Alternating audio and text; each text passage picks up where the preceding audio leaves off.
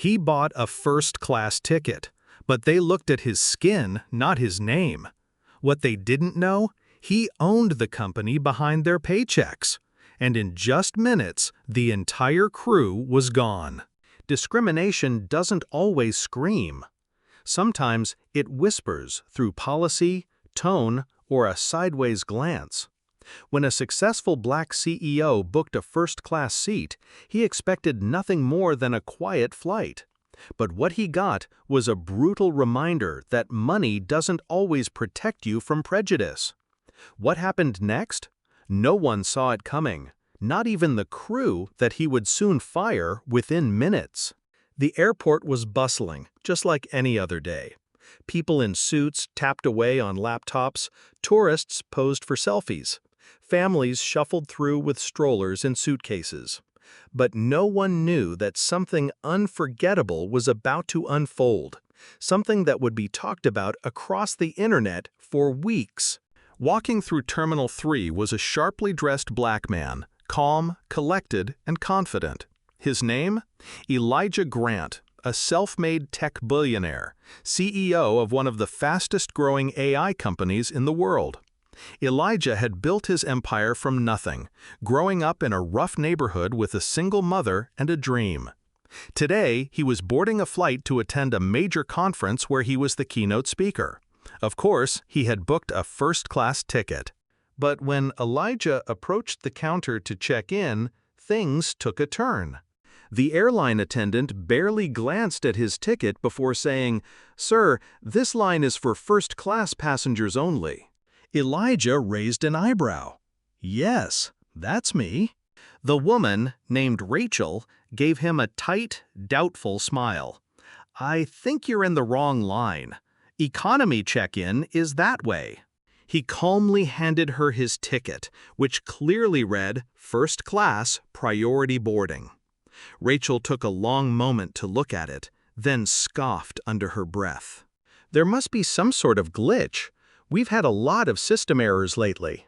Behind him, other passengers, all white, all dressed in suits, were being waved through with ease. Elijah noticed, but he didn't lose his cool. Instead, he asked, "Could you check again, please?" Rachel hesitated, then finally called a supervisor, who took one look at the ticket and instantly recognized Elijah's name. "Mr. Grant," the supervisor said quickly, "we're so sorry for the confusion. Please, let me escort you to the lounge."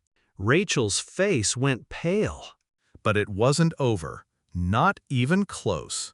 Elijah didn't say much. He boarded the flight quietly, took his seat in first class, and pulled out his phone. A few swipes, a short voice message, and that was it. No drama, no yelling.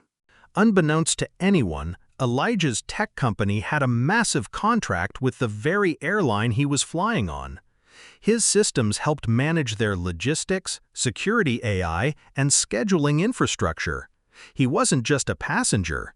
He was, in many ways, part owner of their entire operation. 10 minutes after boarding, the plane was suddenly delayed. The captain announced there would be a crew adjustment. Passengers were puzzled.